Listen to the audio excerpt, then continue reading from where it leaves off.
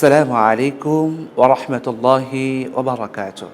ইন্নাল হামদুলিল্লাহ ওয়াসসালাতু ওয়াসসালামু আলা রাসূলিল্লাহ ওয়া বা'দ। প্রিয় দর্শক, কাছে দূরে বিশ্বজুড়ে যে যেখান থেকে আমাদের সঙ্গে যুক্ত হয়েছেন সকলকে আন্তরিক শুভেচ্ছা জানাচ্ছি।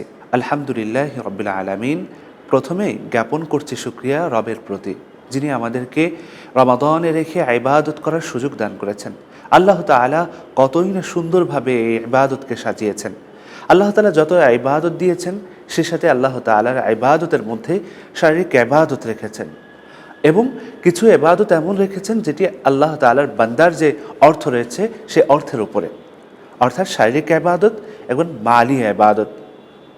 আল্লাহ তাআলার বিধানগুলো যেটা শারীরিকভাবে আদায় করতে হয় সেটার দ্বারা বান্দার আত্মশুদ্ধি হয় এবং মালের পবিত্রতার জন্য আল্লাহ তাআলা যাকাতকে রেখেছেন, মালি ইবাদত যেটা, এটার দ্বারা আল্লাহ তাআলা মালকে পবিত্র করেন। অনেক অজানা কারণে মালের মধ্যে নুকসান চলে আসে, যার ফলে আল্লাহ তাআলা এই বিধানকে রেখে মালের পবিত্রতাকে বৃদ্ধি করেছেন।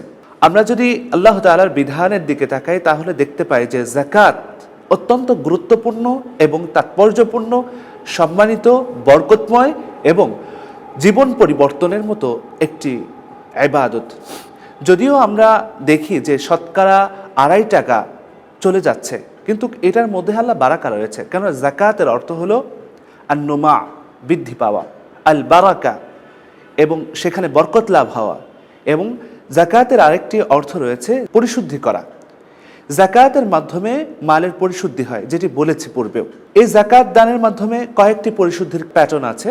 একটি হলো মালের পরিশুদ্ধি হচ্ছে, কিন্তু অন্তর থেকে আমি যে মাল দিচ্ছি এত কষ্ট করে ঘাম ঝরিয়ে মালটা আমি আবার অপর ভাইকে দিচ্ছি, এটার দ্বারা কি হচ্ছে? আমার অন্তরের পরিশুদ্ধিটাও বাড়ছে। এবং আপনি যদি এই বিষয়টি লক্ষ্য রাখেন, অত্যন্ত চমৎকার এই বিধানটি। কারণ আমরা দেখি যে ভ্যাট এবং ট্যাক্স কতই না নিন্দক একটা বিষয়। এর মধ্যে কোনো তারতম্য করা হয় না, বরং যার টাকা আছে, পয়সা আছে, সে ঋণ করে হোক বা কর্জ করে হোক, সেটি তার কাছ থেকে কোনো শপিং মলে গেলে, কোনো রেস্টুরেন্টে গেলে সেখান থেকে কেটে নেওয়া হয়। সে পণ্য কিনছে, তার থেকে ভ্যাট কাটা হচ্ছে। কিন্তু ইসলাম কতই না চমৎকারী বিধান রেখেছেন যে তোমরা সকলেই তোমাদের যে সম্পদ আছে এ সম্পদ উপভোগ করবে।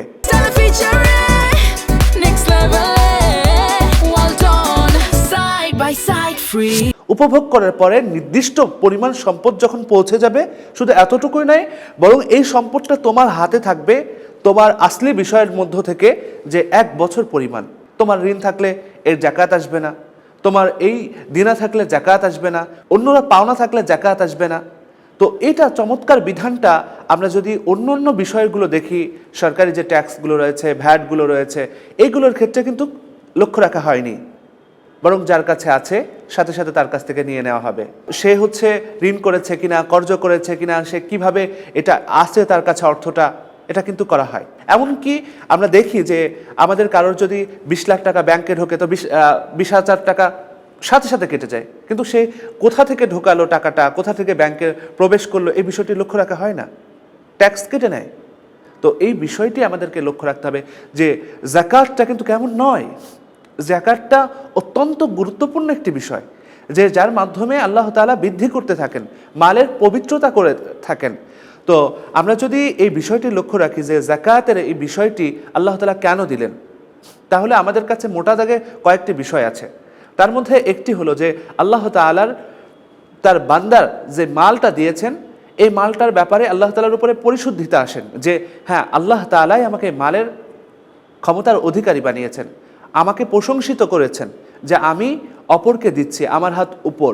হাদিসে এসেছে আল্লাহ নবী সাল্লাল্লাহু আলাইহি ওয়াসাল্লাম বলেছেন, যে হাত উপরে থাকে সে হাত সবসময় উত্তম। তো আল্লাহ তাআলা আমাদেরকে যাকাত প্রদানের সুযোগ দিয়েছেন, তাহলে আমরা কেন দিব না? এর দ্বারা তো আল্লাহ তাআলা আমাদের মধ্য থেকে যে বারাকা দেওয়ার কথা সেটা আল্লাহ তাআলা দিবেন। আপনার আমার অনেক সম্পদ আছে, আপনি যদি সব হিসাব করে যাকাত দেই তাহলে আমার যাকাত কিন্তু পরিপূর্ণ হবে। আর যদি আমি মনে করলাম যে হ্যাঁ, আমি যাকাত, আমার সম্পদ আছে, আমি যাকাত দেই, কিন্তু আপনি যদি সব দিলেন কিন্তু 10 টাকাও যদি বেঁচে যায়, 20 টাকাও যদি বেঁচে যায়, সেটা আপনি যদি না দেন, আপনার অজান্ত কোনো কারণে যদি এটা না দেওয়া হয়, তাহলে আপনার যাকাত হবে না। কারণ ওই 10 টাকা আপনি খেয়েছেন, যাকাতকে আপনি খেয়ে ফেলেছেন, এই জন্য আপনাকে সব কিছু মেনটেন করে, অর্থাৎ পরিপূর্ণ ক্যালকুলেশন করে, হিসাব করে কতটুকু পরিমাণ সম্পদ আছে আমার, কতটুকু পরিমাণ যাকাত আসবে, এটাকে হিসাব করে দিতে হবে। কারণ এটা গরিবের হক, আপনার অসহায় ভাইদের হক, যারা না খেয়ে চলতে পারছে না, যারা কষ্ট হচ্ছে তাদের জীবনযাত্রার ক্ষেত্রে, তাদের হক। আপনি তাদের হককে কখনো খেতে পারেন না। আর যদি আপনি এমনটি করেন যে তাদের হককে নিজের মধ্যে রেখে দেন, আপনারা লক্ষ্য রাখবেন যারা যাকাত দেয় না তারা কখনোই সুখী থাকে না, তারা পেরেশানির মধ্যে থাকে, তাদের মালের নুকসান থাকে অনেক দিকে। দেখা যাবে তার ব্যাংকে শত কোটি টাকা আছে, কিন্তু তাকে প্রতিদিন ডক্টরের কাছে দৌড়তে হয়, তার লিভারের সমস্যা, তার এই সমস্যা ওই সমস্যা, বাংলাদেশে তার ট্রিটমেন্ট হচ্ছে না, বাইরের কান্ট্রিতে যেতে হচ্ছে, বড় উচ্চমানের ডক্টরকে দেখাতে হচ্ছে। এই কারণে তার মধ্য থেকে নুকসান চলে আসছে। এজন্য যাকাত হলো আত্মশুদ্ধি, যাকাত হলো পরিশুদ্ধি। যেমন মালের পরিশুদ্ধি করে, তেমনইভাবে আল্লাহ তাআলা বান্দার যেই বাহ্যিক যে বিষয় রয়েছে, অভ্যন্তরীণ যে বিষয় রয়েছে, সেখানে বারাকা দান করেন। বারাকা মানে হলো যে তুষ্টি। অনেকে দেখবেন যে তারা হচ্ছে সকালে পানি ভাত খেয়েও তৃপ্তি সহকারে ঢেকুর ওঠায়। আবার অনেকের কাছে অনেক কিছু আছে, সে বিভিন্ন বুফে গিয়েও খেতে পারছে, কিন্তু ডক্টর তাকে সাজেস্ট করেছে তোমাকে এগুলো খাওয়া যাবে না, তোমাকে জাউ ভাত খেতে হবে, খেতে পারছে না। এটা তার মধ্যে বারাকা নেই, কারণ তার অধিক সম্পদ আছে, তার মধ্যে বারাকা নেই। আল্লাহ তাআলা তাকে সেই শান্তি দেননি, কারণ সে আল্লাহ তাআলার যে বিধানটি রয়েছে সেটি মান্য করছে না। এই জন্য আমাদেরকে মাথায় রাখতে হবে আল্লাহর যে বিধানগুলো রয়েছে সে বিধানের মধ্যে অবশ্যই অবশ্যই এত কল্যাণ রয়েছে, যদি আমরা বিবেকবান হই তাহলে আমাদের কাছে এটি সুস্পষ্ট হয়ে যাবে। কারণ আল্লাহ তাআলাই বলেছেন ওয়াকিমুস সালাত ওয়া আতুজ যাকাত, তোমরা নামাজ পড়বে ঠিক আছে, তোমরা যাকাতও আদায় করবে। দুটিকে সাথে নিয়ে আসছে। আমরা শারীরিক ইবাদত সবাই করি, নামাজ আদায় করি, কিন্তু যাকাতের ব্যাপার আসলেই আমরা গড়িমসি করি, আমরা এটা থেকে বেঁচে থাকার তালবাহানা খুঁজি, কিন্তু এটি কখনোই ইসলাম প্রমোট করে না। যদি এমনটি হয়ে থাকে, যদি এমনটি আমরা করে থাকি, তাহলে মনে রাখতে হবে আমাদের কাছে কখনোই বারাকা আসবে না, আমাদের মালের মধ্যে অবশ্যই নুকসান আসবে। এবং আল্লাহ নবী সাল্লাল্লাহু আলাইহি ওয়াসাল্লাম তাদের উপরে লানত করেছেন। তিনি বলেছেন লানাল্লাহু আলাইহি, অর্থাৎ নবী করিম সাল্লাল্লাহু আলাইহি ওয়াসাল্লাম তাদেরকে বলছেন আল্লাহর লানত, আল্লাহর গজব তাদের উপরে পতিত হোক যারা যাকাত আদায় করে না। কারণ যাকাত তো সুস্পষ্ট বিধান, এই বিধানকে যারা অবজ্ঞা করছে, অবহেলা করছে, তাদের জন্য অবশ্যই দুনিয়ায় শাস্তি রয়েছে, তাদের মালের নুকসান হবে, সেই সাথে সাথে আখিরাতে তাদের জন্য তো অত্যন্ত ভয়াবহ শাস্তি। সেজন্য আমাদের প্রিয় ভাই এবং বোনদেরকে একটি কথা, একটি বাণী, একটি বার্তা পৌঁছে দিতে চাই যে আল্লাহ তাআলা আমাকে মালের অধিকারী করেছেন, এই মালিকই আমাকে দিয়েছেন। আমার মতো কত মানুষ আছে তার তো মাল নেই, তার তো সম্পদ নেই, সে চাইলেও দিতে পারে না। তো আমাকে দেওয়ার সুযোগ যেহেতু দিয়েছেন, আমি কেন দিব না? আল্লাহর দেওয়ার মাল আল্লাহর রাস্তায় কেন আমি খরচ করব না? এর মালিক তো আমি নই। দেখা যাচ্ছে কত মানুষ রয়েছে অনেক সম্পদের মালিক ছিল, কিছু বছর পর, কিছু মুহূর্তের পর নিমিষেই সব শেষ হয়ে গেছে। তো এই মাল তো যখন তখন আল্লাহ তাআলা আপনার কাছ থেকে নিয়ে নিতে পারেন। তো আপনার কাছে যতক্ষণ আছে আল্লাহর দেওয়ার মাল দিতে সমস্যা কি? প্রিয় ভাইয়েরা, এই দান বা সাদকা করার পদ্ধতিটা কতটা চমৎকার হতে পারে আমরা যদি নবী করিম সাল্লাল্লাহু আলাইহি ওয়াসাল্লামের গৃহের দিকে তাকাই। হযরত আম্মা জান আয়েশা সিদ্দিকা রাদিয়াল্লাহু তাআলা আনহা কিভাবে দান করতেন, তার দানের প্যাটার্নটা কি ছিল, এটা আমাদেরকে বড় অবাক করে দেয়। আম্মা জান আয়েশা সিদ্দিকা রাদিয়াল্লাহু তাআলা আনহা যখন কোনো মানুষকে দান করতেন, তখন ওই দিনার বা দিনহারের উপরে কিছু সুগন্ধি লাগিয়ে দিতেন। কারণ কি জানেন? এই বিষয়টি তাকে জিজ্ঞাসা করা হলো, হে আম্মাজান, আপনি এমনটি কেন করেন? আপনি তো টাকার উপরে কেন সুগন্ধি লাগান? তিনি বললেন, শোনো, এটাকে আমি আল্লাহর কাছে প্রথমে পৌঁছচ্ছি। আমার অর্থ আল্লাহর কাছে যখন পৌঁছচ্ছি, আমি সেটাকে অসুন্দরভাবে কিভাবে পৌঁছতে পারি? কারণ ওই দরিদ্র মানুষকে দেওয়ার আগে তো আমার আল্লাহর কাছে পৌঁছচ্ছে।